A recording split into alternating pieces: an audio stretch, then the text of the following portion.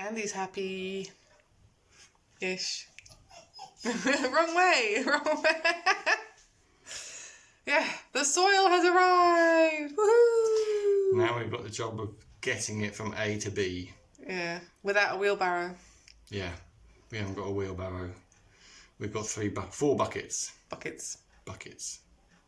3 tons of soil and a ton of soil improver. It's probably the most I've ever moved without a wheelbarrow. Yeah. To be honest, it'll be a lot of job with a wheelbarrow in the first place. So the soil improver is easier because it's a heck of a lot lighter. Oh well. But hey. Do you want to see our soil? Our much desired soil. Do you want to see it? Ta-da! So there you've got. Let me back it up a little. There you've got 1.5 ton of soil. Honestly, doing the homeschooling has totally frazzled my brain. 1.5 ton of topsoil, and we have 1 ton of soil improver to the right there. So we're just waiting for another delivery of 1.5 tons of topsoil, and that'll be it. That's it for the day. All right, here's a little recap. Currently, veg beds are here. The soil arrived, and we've been, Connie and Andy have been shoveling it into the garden. Okay, so then I had a bit of a brainwave. The brain fart. I had a moment, and I thought, well, the beds are here under the tree. Well, actually, I can blame the Epic Gardening YouTube channel. Totally blame them, because they got me worried that the beds were not in enough sunlight and that they would get too much shade from the garage here and wouldn't grow properly. So I thought, why are we doing our veg beds on this side when all the sun goes over there? And we're struggling to keep the hens out from where we're planting all the stuff that we know needs sun, like the lettuces and the raspberries. What else is over there? Grapes. Why don't we put all the veg beds over there? So then Andy gave me one of his looks.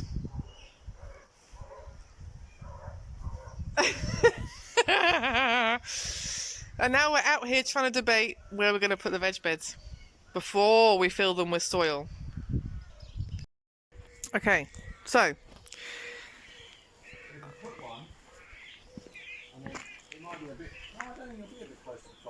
oops, fell down a hole. So those canes are the length of one of the veg beds. So you could fit one in this space to start with. Yeah, about 2 feet away from the fence though, so the raspberries, you can get to the raspberries and stuff. They'll grow out. And then another one over here. Or you could even take the second long one out over here. What, and have it lengthways going up that way? Well, you could have it that way. And then put the square one more in. Single one here. The square one in front of the greenhouse. Yeah. See, that just makes so much more sense to me. Do you know how? Do you know? I think it does too. Because a long time ago, I remember suggesting we should have some veg beds here. No. That's kind of No. from your memory. No, I'm sure you didn't say there. You've worked it round to be your idea. I love. I can't even hold the camera straight. It's too funny. It's all my idea. Absolutely true. Absolutely true. This is what happened. I have to confess that yes, when we moved here, it was totally our original intention to put veg beds in that corner. When we moved here, that corner was full of what was it, like a broken down shed. And we cleared the shed away, and the soil is just literally as is. We haven't dug up any grass or anything. So clearly it was always intended to be some kind of veg bed. And I don't know why we decided to go over there. What made us go there? You. Me? Yeah. Why would I say to go? That's what it sounded like. Wait, say that again. She said, I think it would look good over there. You are such a clown. Honestly. And I have to go, yes, dear. No, you did not. Oh nonsense. Utter truth. That's total nonsense. Utter truth. Oh my goodness. Ah, so Anyway, now we've got to move them. now we're going to move the beds. I'm glad we decided this before we filled them with soil. Oh yeah, I am absolutely. But they are very heavy. They are very heavy. Very heavy. I can lift one end. Just.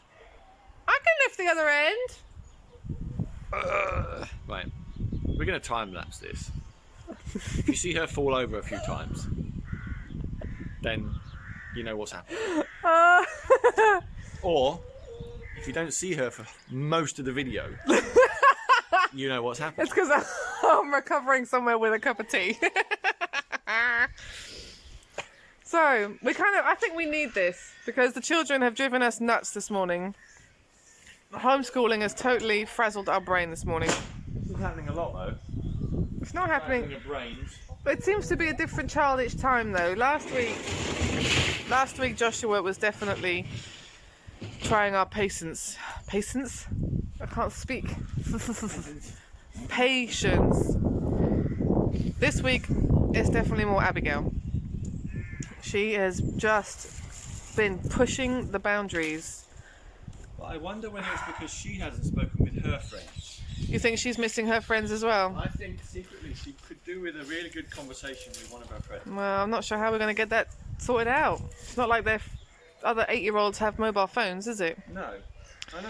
I just wonder whether we could do. Andy thinks this because Constance really benefited from talking to Chloe the other day. It totally changed her mood like a whole 180. Absolutely. She just became a completely different child after she finally got to speak to her best friend. So the lack of communication in lockdown is affecting the children just as much as the adults. So don't forget that. Get your kids to speak to their friends as well.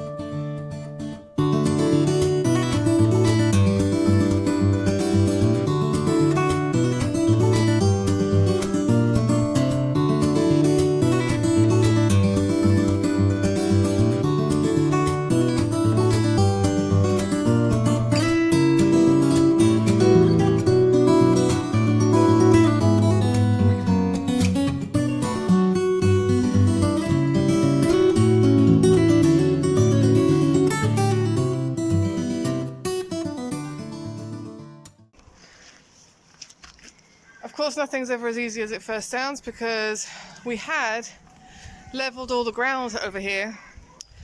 So now we have to do it again over here. But we've done a really, really quick job. But it's all right. Mr. OCD man over there is letting go of a few hiccups.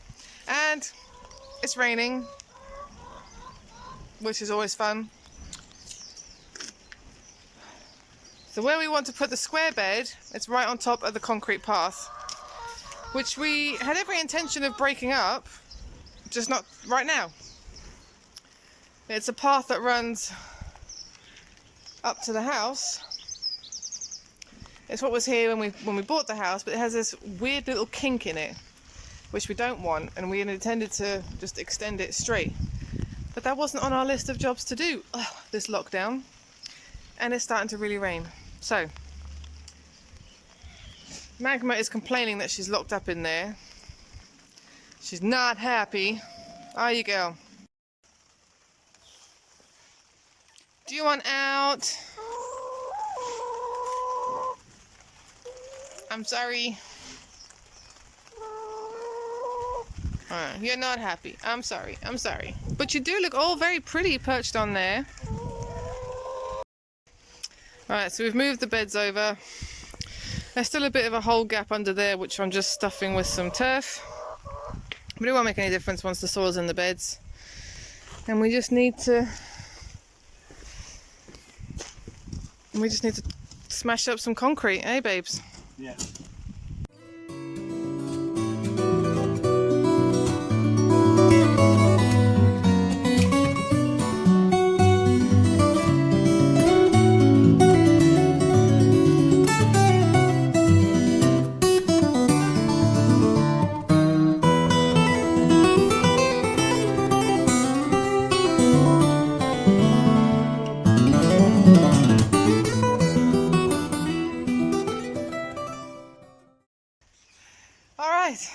We're wet. We're very, very wet.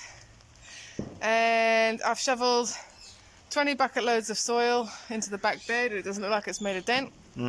But Andy has now placed the third bed in the ground. Yeah. So It's a bit low, but it's fine. yeah. He's managed to cut a hole in the concrete, so that's all good. So it's soaking wet, and he's going to shovel a few more bucket loads of soil. I'm going to go in and start making dinner.